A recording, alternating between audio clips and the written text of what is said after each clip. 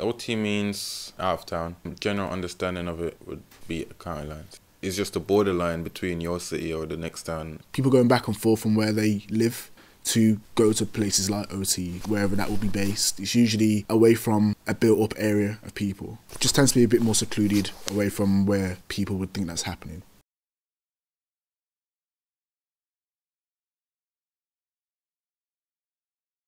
County lines trapping OT out there is supplying drugs to customers who are addicts in rural areas, country towns, the line being a phone that the sales are made over. It's a means to an end for young people who struggle financially, who come from a background where they're deprived of either a parental figure, just money in general, or an environment that's positive for them. So they become influenced by what's around them. And if that thing is gang culture and county lines, they're going to get dragged into it. That isn't the best life for any individual to have. But because some kids think they don't have any other choice, we have to understand that that is their environment, that is their life. And we can only do what we can to help them get out of it. There's only one way for drugs to come in and out of a country. And really and truly, you as a civilian, you're not meant to know any better of those things that's happening, you know what I mean, in the shadows. That's where county lines and the drug trade is a big thing. It's everywhere. It's wherever there's money, wherever there's people, wherever there's a demand, there's going to be drugs. We see county lines coming up in the news more and more every day, but this is something that's been going on for years and isn't just a recent problem. The media is talking about it more, so people think that this is the only thing that's happening. Yeah, it's important, but there's so much going on behind the scenes around this that is just as important. That includes trafficking, exploitation, abuse. So I feel like cracking down on it now is a good idea, but you also need to look at everything else that comes with gang culture and crime. The kind of lifestyle that it promotes is something that young people might find attractive because there's a lot of money involved, there's respect. You know, as long as you're doing it right, you get everything in your favor. And, you know, as a result, young people become attracted to this kind of lifestyle, but what they might not know is the baggage that comes with it, and that's baggage that can affect you mentally and physically for the rest of your lives. What we need to be mindful of is that the whole concept of drug dealing isn't new. So that part of county lines isn't new. The violent aspect of drug dealing isn't new. What is new and what's starting to really come to the forefront is the way that the children or young people or vulnerable adults are being used in this situation. The word county lines, it's not a new term that everybody feels they need to be getting excited about. It was just a new thing about postcodes. It used to be about postcodes before. Everybody knew what that was. It's not a new initiative. It's just that people are now crossing their county lines and boundaries in different ways where you physically had to walk across there. And obviously people can, you know, drive and catch trains. County lines are being blurred because of online presence as well. It's been done a bit differently, and different bodies are being used to kind of understand where county lines lay or lie, or where they can get shifted a little bit and who can cross them. I think it's a two-tier system when it comes to professionals and what they're doing at the moment. I think you've got your on-the-floor professionals, the youth workers, the social workers, the ones that are having that, you know, face-to-face, one-on-one interaction with young people, even your teachers. And then you've got your other tier, and I don't want to say a higher tier, but just another tier, which is your policymakers, which don't necessarily have a understanding. And I'm not saying all of them don't. I'm just saying, you know, majority don't have an understanding of what exactly is going on the ground. That for me is a massive problem in trying to combat youth criminality, youth unemployment. You've got people who are so far detached from unemployment. You know, you could ask some of these politicians, when's the last time you've been employed, to understand how difficult it is to find a job. You know, some reading that I've been doing at the moment, I remember one of the lines or one of the quotes from the book talks about, for black boys specifically, and those born of colour, they're already a foot down, they've already how many steps behind, so they're not starting from a level playing field. This needs to be taken into account. To try and insinuate or suggest that everybody has a playing level field in itself is just ignorant of the fact that people are starting at different points, so therefore the solutions need to be tailored and different to combat the issue. Criminality is not a black thing, it's not a white British boy working class thing, it's an environmental thing, it's a social economical thing that is governed and surrounded by politics. The money's not there because of the policies in place. Even this morning, you know, on the news story of this morning is now we've got issues with girls and gangs. No, we don't now have an issue with girls and gangs. The issue with girls and gangs have already been there from the same issue with boys and gangs. It's just that girls have never got spoken about, or they've been put to a side, or they've been typecast under the umbrella of exploitation. So now there's the talk about there's an issue with gangs. Let's see what happens. Let's see what action happens. The excuse given about, you know, councils having their money withdrawn or decreased is exactly that, an excuse. So let's see if they've run out of excuses, what they're going to do. Are they going to work with the professionals on the ground? Are they going to try and put new policies in place from the other tier professionals, and then in a couple of years' time put out a report to say we've made a 1% reduction in girls and gangs, where those people, the professionals on the ground, can make a massive impact in these young people. They do it every day, daily. They're just not respected enough and acknowledged as the people that are doing the groundwork. As a young man in year 9, year 10, you're looking at your future like, okay, what do I want? What car would I like to drive? What wife would I like to have? Whether you're going to believe a child in secondary school is going to have those problems, you're just going to be the person in the room with their hands over their ears. My thing was I always wanted to be someone that had everything sorted from a young age. So the only way to go about doing that is start learning from early. If my school is not trying to keep up with the pace, I'm trying to learn that. I was looking to know about how to build up my credit and stuff like that before I even left secondary school. Going into college, you only have 2 years of your life. 365 times 2, well, realistically, we know we're not having all those 365 days in college either.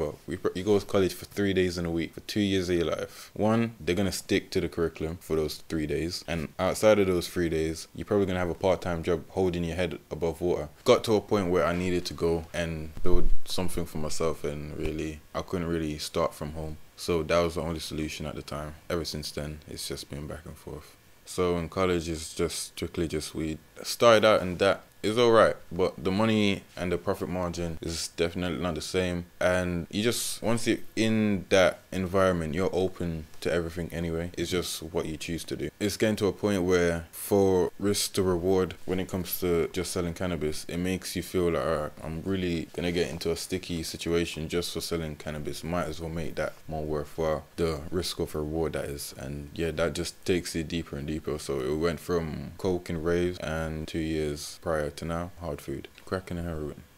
I was being bullied for having more than what other kids have, and they basically tried to put me in a circle where they thought that because we're all black and some of the people I was around were suffering, parents suffering financially, you know, having one parent in the household and whatnot. So I was basically made to feel like an outsider because I had what they wanted, and I was basically chastised and judged almost for that. They basically make a big thing about getting money yourself, not being given things. You know, you can have nice things, but if you didn't earn it yourself, what's the point? It rang home for me, so that's what I basically looked at. And just so happened at the time, someone was approaching me, someone that I knew approached me about a situation like that, and I thought, you know what, let me just take a stab at it, because I was really feeling a way about it at the time. It was just a constant drilling of the same thing in your brain, and you felt like it was always going to get worse if you didn't do anything about it. And I felt like me going where I went, doing what I did, that's what was me going to do something about it. Do you know what I mean? Obviously not having the guidance at the time, not knowing what could be done, that's how I felt like was the only way that I could deal with it. So mental health wise, it wasn't the worst it could have been, but it was more just bullying and poking fun, and it can get a bit tiresome. When going out of town, you're gonna see a series of problems. That's the other dealers in the location, police, and where you're gonna stay. These are all obstacles you have to overcome before you even see any money. Once you have your pattern, my pattern was I'll just stay in a car and just go to and from to whatever I need to do and be out of the area. So by the time the package is finished, there's many ways to go about doing that. You can just be in a house and you stay there for a couple of weeks. I'm speaking on these because of programs such as County Lines. All of these strategies are going to change. That's the reality. As a drug dealer, you have to stay ahead of your competition, and you have to stay ahead of law enforcement. Otherwise, you're just going to be in the cells with your older brother or your OG that was in your area. You can't regret nothing now. It's too late. I was more just distribution. So when I started, I was like 14. So I wasn't really in there cooking, making, tending to like what needs to be made, what drugs are being made and whatnot, what's been taken care of. It wasn't really me doing that. it'd be the older people that I work with, the person that I went there with. That would be who kind of looked after that kind of thing. A couple other people, some more olders. I'll be more distribution, so selling, getting to know people. There's a guy who was a year older than me. He basically spoke to me initially, and he had an older brother. And there's two people that they brought. One was me, one was a friend of mine in the same year. His idea, my friend, was to give out the free samples. Obviously, I had to run it by them first. But he basically just said that if you give people a free sample, they'll want more, and they'll come back to you. I'll go very often, be out of school for like a week, to like 3 to 6 days, 5 days, whatever, be out of school and then go back and forth. Where I got away with it was school. I would say that they fake NHS letters from doctors and whatnot and give it to my teachers and my heads of year and whatnot, forging my mum's signature, stuff like that. My mum was very busy, so she didn't really get to go to parents' evening very often. I think I saw her while I was at school probably once or twice, 3 times maybe. Didn't really have that interpersonal connection with my teachers, because my teachers always changed and whatnot. My head of year always changed, so there's never ever a person getting to know my mum. And on top of that as well, the fact that I had nice clothes, I was well groomed, looked taken care of. They didn't look like I was going to be that crowd of trying to dip from school, if you know what I mean. I was always like, I wanted to be in school, and the reason why I couldn't was because of health, which makes sense, so they didn't question it. Older people tend to move away from stuff like this. They don't tend to do or sell drugs for the rest of their life. They get to a certain age, which tends to be 20, 21, either ramp it up another level or completely come out of it. So they find people like us who are just getting into the age of knowing stuff like drugs, violence, what's right and what's wrong, and make us make the decision of, although it's wrong, you can make money, and that's one thing you've been talking about. That's the reason why you're here, and obviously that's why we were good at what we do. There's not always going to be a door open. Like, it's really and truly an opportunity, not an option. It's an opportunity that will present itself in the most random way, so you have to really be in tune with yourself as a person to know, okay, am I looking for a way out? Do I want to leave? Am I committed to a life free of this? Those kind of questions you have to answer in yourself first. The reason why they don't want you to go is either because you'll link information, which I wasn't going to do, and we both parties, both me and that party, had something on each other. So either we both leak each other's information and get caught, or either we don't and we just go our separate ways. So probably like a year before I'd left, doing what I was doing, and they asked to get involved, and they didn't. The people I was working with, they didn't want anybody else, because obviously too many people in the same place is obviously a bad thing. As soon as I wanted to go back, we just switched places, and I believe they currently still do it. That special interest for me was music. So someone targeted me with music, whether it's the form of, okay, I'll show you how to build the track, master and mix it, and make a beat, and you can go do your own thing, you know what I'm saying? Or I can show you how to build an event and bring in your favorite artist that you thought that you'd have to pay X amount of money for, but really and truly, if you had infrastructure where they can come to you for your services and you get paid from rubbing shoulders with them, that's a win-win situation. With myself, it was events. Started out in college with my mentor, and then from there it was a tool that I could use elsewhere, or I could share with others in order to build capital on a legal spectrum. There are aspects of county lines which are linked to modern day slavery, and that's something that professionals need to be aware of when dealing with the issue. In terms of where this sits on the child exploitation spectrum, it's very difficult to provide that definition in terms of a clear mark, purely because there isn't enough research on this. There are 3 separate elements that we need to take into consideration when addressing this. And the first is the criminal exploitation of a child. The second is the sexual abuse of a child. And the third is the child exploitation. And we need to understand, how do these intersect with each other within this model? We've also got to address how county lines is a business model. So therefore, do we approach it differently in terms of taking the young people out? How do we deal with the situation, the rehabilitation, the element of trauma? Do we focus it from a different framework and a different standpoint? In terms of the academic field, I personally feel that there is an absence of contemporary research that challenges and explores county lines. There is a piece of research that came out in 2018 which looked at the county lines drug landscape, but in terms of addressing how the young people are involved or the business model surrounding it, that's an area that does need future research. And I think once that area is pinpointed, we'll be able then to really address how to work work effectively to draw the young people out of this situation, but also to target it from a different stance. So if this is a business model that we're dealing with, then we have to address it as a business model. We have to work with the young people holistically, and we do need to take care of the mental health and the trauma surrounding that. But in terms of dissecting the issues and dissecting how this has become evolved into such a big money-making scheme, business edge needs to come forward. Although I've referred to county lines as being a business model, we cannot see the children who are involved as this as a commodity. That's not the case. They are vulnerable young people who need to be protected. And in order for them to be protected, we need to work on those vulnerabilities. We need to identify them. We need to create a safe environment where the young people feel that they can talk to us and they can share their stories, they can share their narratives. But most importantly, we need to make sure that their emotional mental health, their stability isn't rocked. We will see, especially through county lines, there are children who are the most vulnerable, those who are in care, those who perhaps are not in any mainstream form of education, those who perhaps don't have the tightest support networks around them. That's where we as third sector organisations and professionals have to come in and provide that cocoon approach with these young people.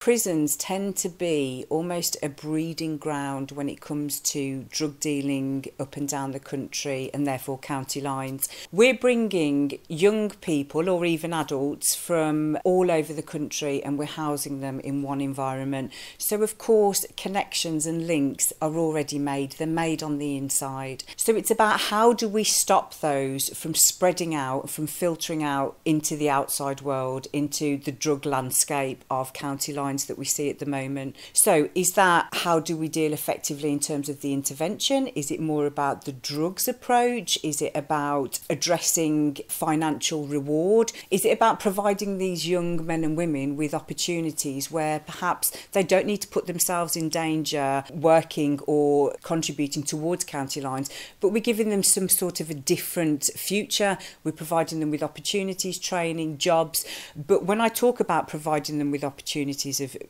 training and jobs, we have to actually do that. We can't just say that we're going to do that. These young people need interviews, they need to be skilled up, they need to have the belief in themselves that they feel empowered, that they can make a positive difference, that they can contribute to the working world. We have to remember these young people, some of them are making a vast amount of money, some of them are making more money in a weekend than some people make the whole month. So how do we entice them to come out of that lifestyle? What is it that we can do to ensure that their safety isn't compromised, but that they're still feeling as though they're being rewarded for the work that they're doing? And that is by providing them with good opportunities, not zero contract hours, not giving them training where they can't actually use something for them, but identifying what is this person interested in, what can they make a difference in, how can they succeed. What makes Recreate so successful is the fact that we have a number of young people who we engage with and we discuss the issues that are happening on a street level.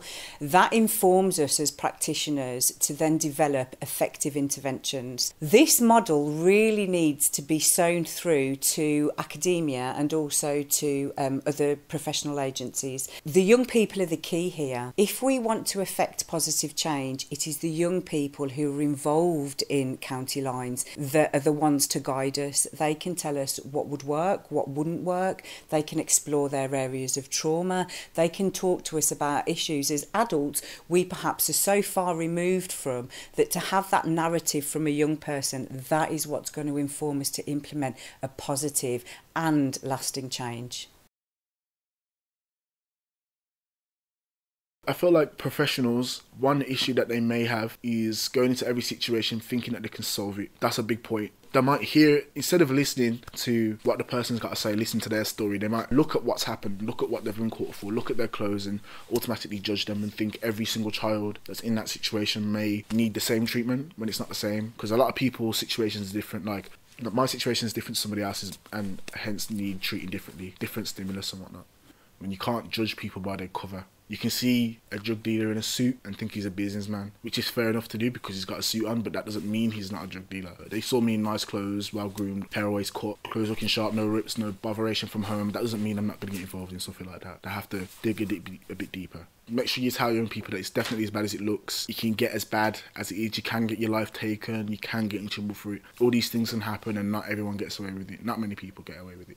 What I think professionals really need to be aware of is obviously the lies that you're going to get told initially. As a young person being put in front of a social worker or a community professional that's trying, you know their end goal, you know there's no true respect or compassion for what you're going through or what you've done. So obviously you're already feeling like this person's moving like Fed. Just the questions that you're being asked, you're going to automatically shut down and just give them the answers which they want. When you're living with people, you're never going to feel 100% comfortable. So taking that young person out of their house and putting them in an environment which they are comfortable in, that's a first step. Professionals can only do so much to prevent county lines, to make a change in how kids live their lives in a sense. Kids that are already a part of it need to be treated in a way where they're not criminalized so they can be rehabilitated into a lifestyle that's more positive for them. Professionals need to understand the root causes. They need to understand economic differences and how individuals think in general, the mentality behind why certain kids do what they do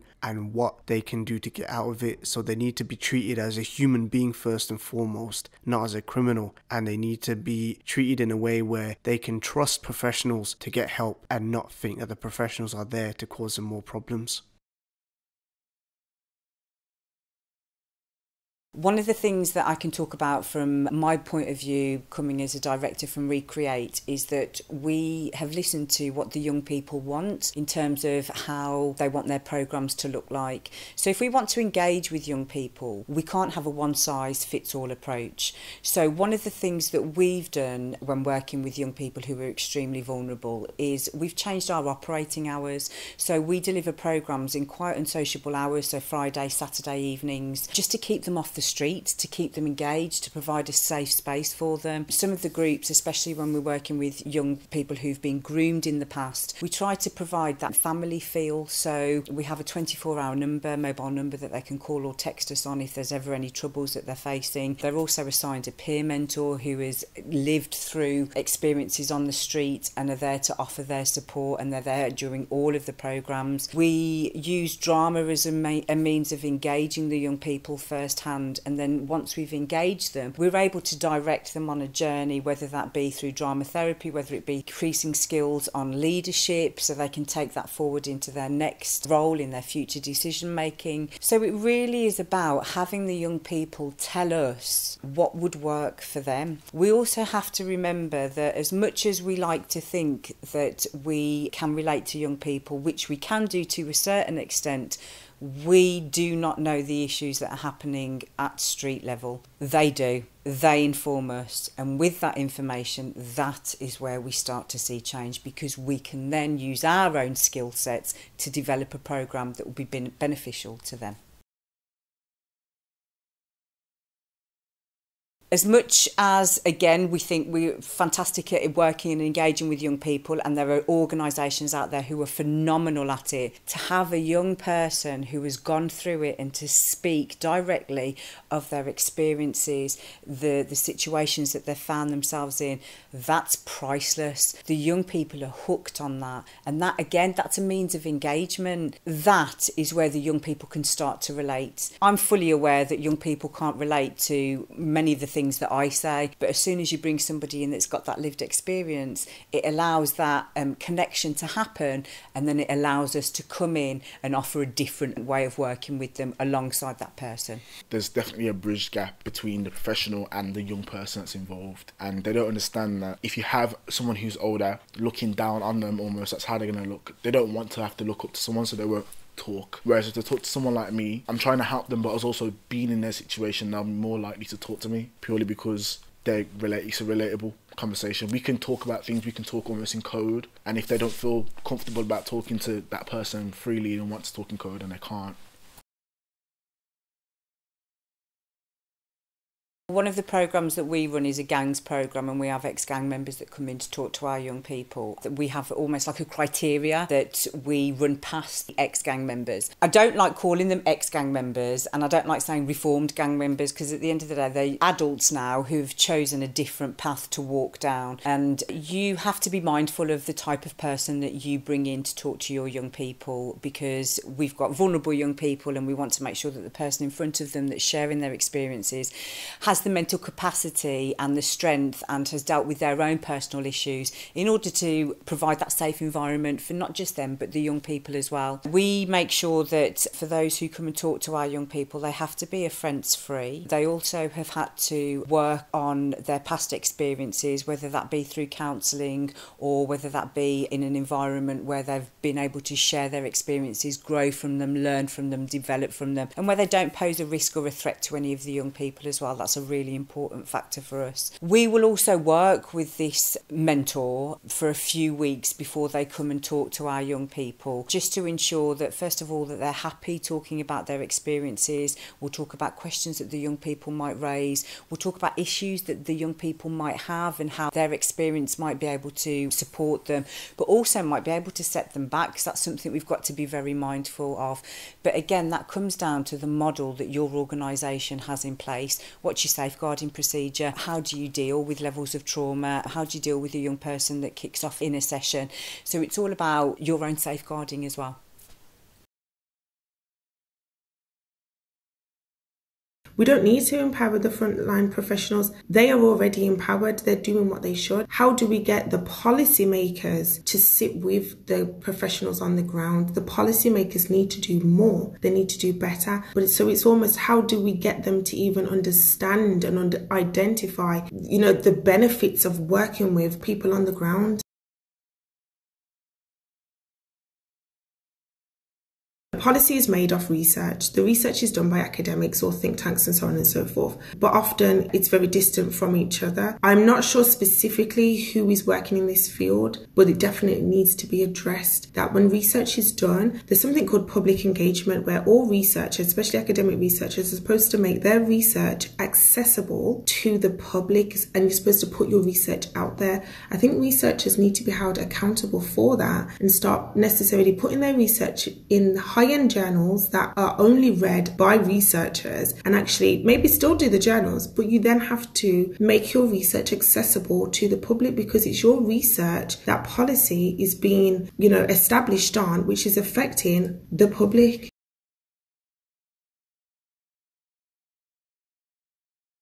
You've got numerous universities surrounding just the city. So go onto their websites and go to the events section of the university website. On there, it will have what talks, what workshops, what public speaking is going to be happening over the next 3, 4, 6 months. And go and attend these lectures, attend these workshops. They're open to the public. The majority of them are free. They're free because they already have the funding to put on these events. They're normally in the evening, so you're looking at, 5 till 9, 6 till 9, which is not helpful if you're a youth worker, but if you can find at least one day in the next coming weeks. For me personally, there's a talk on toxic masculinity, and then there's a workshop day on masculinity again. These are both at BCU, so I will be attending those. They're free, and it gives me an opportunity to see what the conversation is out there at the moment, who's out there, who's going on, and I know more than likely it will just be academic professionals there. You may get the odd manager. You tend not to see is the youth workers, the frontline workers. So if I was a frontline worker, that's what I'd be doing in regards to university engagement. Events like this are amazing for networking. There's 3 ways you can do it. Whilst you're there, if you're listening and it's Q&A and you have something to say, put your hand up, say what you do right there. What you've just done is made yourself an expert in the room,